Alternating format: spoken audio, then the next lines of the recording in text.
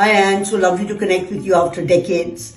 And I still remember the time when Ambassador Shahnawaz and Maria were here, as Shahnawaz Sahib was here as the permanent representative to of Pakistan to the United Nations. And Maria, we used to see a lot of you. And I remember all our chats, and we used to talk about your career. And I think Shafqat Sahib had just retired at that time. So you had so many stories to tell us. And for us, people like you were all role models. We were all young, starting off our career, and we had a lot to learn. And it was just amazing. But I remember one question I wanted to ask you, and you did tell me, but I can't remember. That how did you and Shafqat Sahib meet? And how did you get married? Because in those days, Pakistani diplomats were not allowed to meet foreigners. Marina, it was lovely to see you. You're looking so well, and it was so nice to hear your good wishes, and I really appreciate it, and I'm very grateful to you for taking an interest in all that's happened to me over the years and my joy in living in Pakistan and being married to a wonderful Pakistani man. I've had an absolutely wonderful life, and I'm very grateful for it. I think you originally asked where I met Shafqat. I met him at a party in New York when he was Deputy Permanent Representative in the Pakistan mission to the UN. And then we knew each other for several years. And Shafqat came back to New York. He was then posted to Karachi to the Foreign Office, and he came back to New York for a meeting of the UNICEF Executive Board, of which he was the chairman. And he also, Feroz Khan Noon and Iskandar Beg were there because of the General Assembly session. And I think I met Feroz Khan Noon at some reception or party, and Shafqat told me that he met Feroz one day in the mission, and Feroz said to me, that girl Anne, she's very nice, you should marry her. So that was the first permission that he got, and then he also had to get permission from Siku Beg, who was the Foreign Secretary, and then we were allowed to, get married. And we married here in New York. One day we had a Muslim ceremony, and the second day we went to City Hall. So both sides of the family were happy that we were properly married. And then we left, Shafqat was, we left in December of that year, that was 57. And we flew to Karachi. But in those days there were no jets, so it was a journey of several days. We stopped in London for a few days. Shafqat had a cousin who was studying medicine there. And then we flew to Vienna for a day.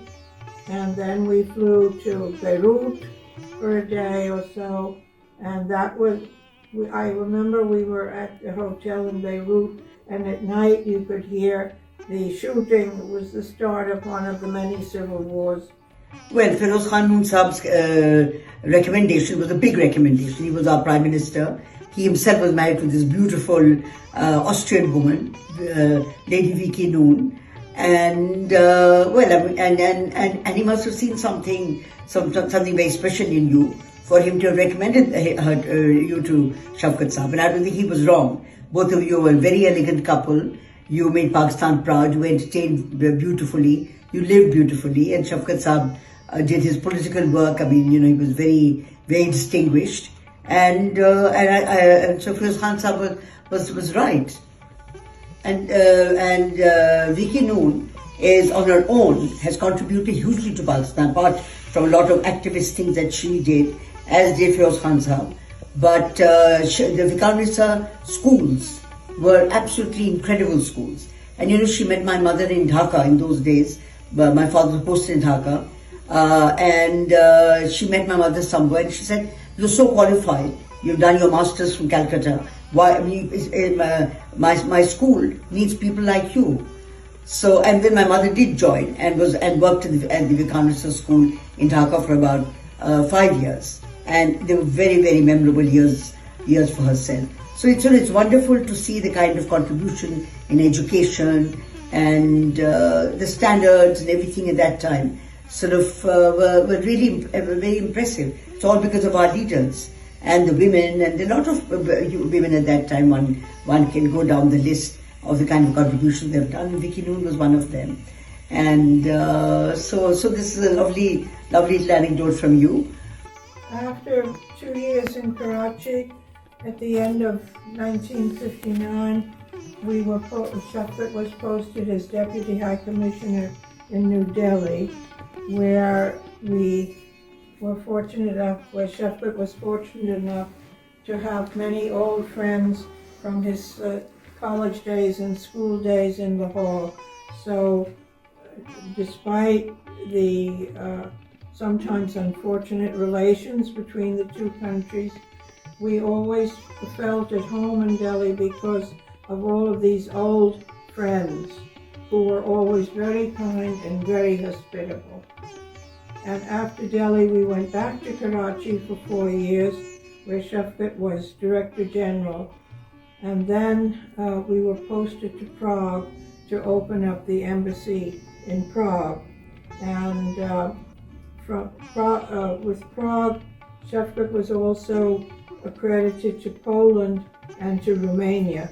So we had for 4 years a very interesting life observing these three communist countries and how people acted and worked and what the atmosphere was.